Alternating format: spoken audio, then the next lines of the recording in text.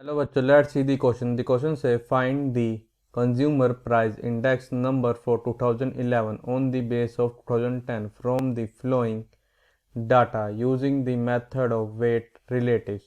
Items quantity price in 2010 in rupees, price in 2011 in rupees.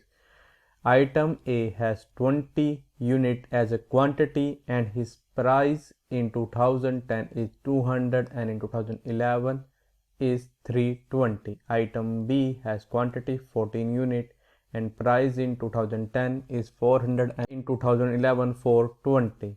Item C has quantity 15 units, price in 2010 is 100 rupees, price in 2011 is 120 rupees.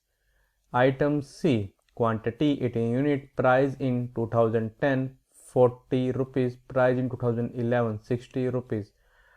Item E quantity 10 unit, price in 2010 20 rupees, price in 2011 28 rupees. तो हमारे पास एक table given है और item given है, उसकी quantity, उसका price 2010 में कितना था, उसका प्राइस 2011 में कितना था। हमने क्या फाइंड करना है, कंज्यूमर प्राइस इंडेक्स 2011 के लिए, उनको बेस से यहाँ पे क्या लेना है 2010। Firstly I will tell you की कॉन्सेप्ट, और एक ही कॉन्सेप्ट आपकी हेल्प करेगा इस क्वेश्चन को सोल्व करने में।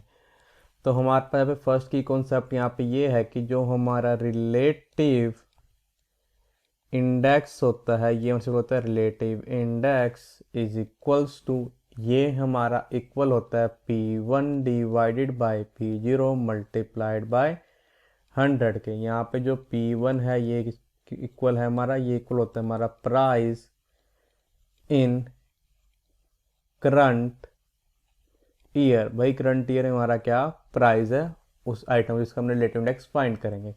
और P0 हमारा किसके इक्वल होता है, ये हमारे इक्वल होता है प्राइस इन बेस ईयर। इसका जो बेस ईयर है उसमें क्या प्राइस है उस आइटम का, जिसका हम निकालेंगे रिलेटिव इंडेक्स निकालेंगे। ये था हमारा फर्स्ट की कॉन्सेप्ट। सेकंड की कॉन्सेप्ट इज कंज्यूमर, जो हमारा प्राइस इंडेक्स होता है कंज्यूमर प्राइस इंडेक्स, ये हमारे होता है this is equals to summation WR into IR divided by summation WR।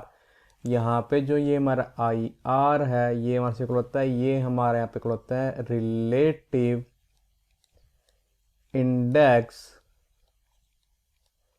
Of RF item. भी RF आइटम का रिलेटिव इंडेक्स क्या है। और जो WR है ये हमारे इक्वल होता है, ये हमारा इक्वल होता है किसकी, हमारे पास क्वांटिटी कितनी है, क्वांटिटी ऑफ RF आइटम। भी RF आइटम के पास क्वांटिटी कितनी है। अब हम क्या करेंगे, इन दोनों की कॉन्सेप्ट की हेल्प से अपने क्वेश्चन को सॉल्व करेंगे। आइटम क्वांटिटी, और हमारे यहाँ पे क्या गिवन था कि जो हमारा प्राइस है 2010 एंड 2011 वाले ईयर में, प्राइस इन 2010, और हमारे पास था कि प्राइस इन 2011। यहाँ क्या फाइंड कर लेंगे, हमारा इसका रिलेटिव इंडेक्स हम क्या करेंगे इस वाले कॉलम में फाइंड करेंगे। अब हमारे पास आइटम आइटम क्या थी, आइटम हमारे पास एक ए जिसमें क्वांटिटी का गिवन है 20, और उसका जो प्राइस है ईयर 2010 में वो हमारे पास गिवन है 200। 2011 का प्राइस है गिवन है हमारे पास 320। तो अगर उसका रिलेटिव इंडेक्स फाइंड इक्वल आ जाएगा वो price in current year means 320 divide by price in base year, हमारे पास वो क्या है 200 multiplied by 100, this is equal to, ये हमारे इक्वल हो जाएगा, ये हमारे इक्वल हो जाएगा 160 के।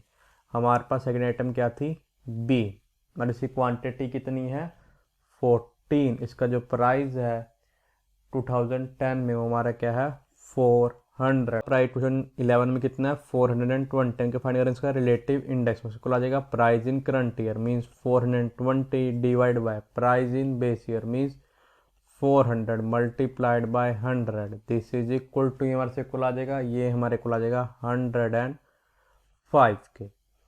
अब हमारे पास थर्ड आइटम है सी, इसका तो क्वांटिटी कितनी है 15। इसका जो प्राइस था ईयर 2010 में वो हमारा क्या था 100, उसका प्राइस 2011 में क्या है 120। तो यहाँ पे क्या आ जाएगा, यहाँ पर रिलेटिव इंडेक्स की 120 means price in current year divide by price in base year, आप आ जाएगा divide by 100 multiplied by 100। This is equal to equal हो जाएगा, ये हमारा इक्वल हो जाएगा 120 के। अब हमारे पास नेक्स्ट की आइटम थी वो हमारे थी D.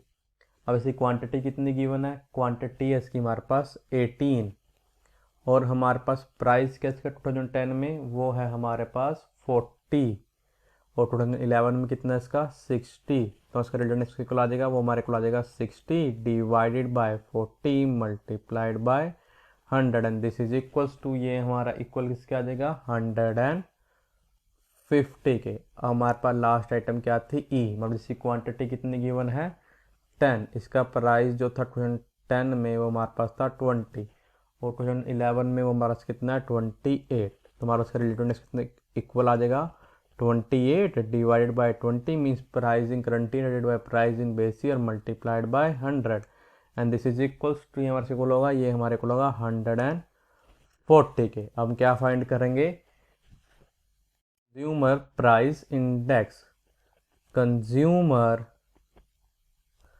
Price index find. This is equal to हमारे जो आइटम ए थी हमारा उसका क्या है रेट इंडेक्स 160 पाएगा, 160 मल्टीप्लाइड पे क्या आएगा उसकी quantity means 20 plus item B का जो हमारे पास रिलेटिव इंडेक्स कितना है 105। तो हमारे 105 मल्टीप्लाइड बाय और उसकी क्वांटिटी कितनी है 14 प्लस हमारे पास रिलेटिव इंडेक्स ऑफ सी जो कि हमारे पास क्या है 120 मल्टीप्लस क्वांटिटी मीन्स 15 प्लस हमारे पास डी का जो रिलेटिव इंडेक्स है वो हमारे पास 150 मल्टीप्लाइड बाय उसकी क्वांटिटी जो कि हमारे पास इक्वल है 18 के पास जाएगा मल्टीप्लाइड बाय 18 प्लस हमारे पास जो आइटम है ई उसका रिलेटिव इंडेक्स कितना है 140 मल्टीप्लाइड बाय हमारे पास उसकी क्वांटिटी कितनी है 10। डिवाइड करना पड़ेगा सम ऑफ क्वांटिटीज, तो 20 प्लस 14 प्लस 15 प्लस 18 प्लस 10 इन सब का सम से इक्वल होता है, ये हमारा इक्वल होता है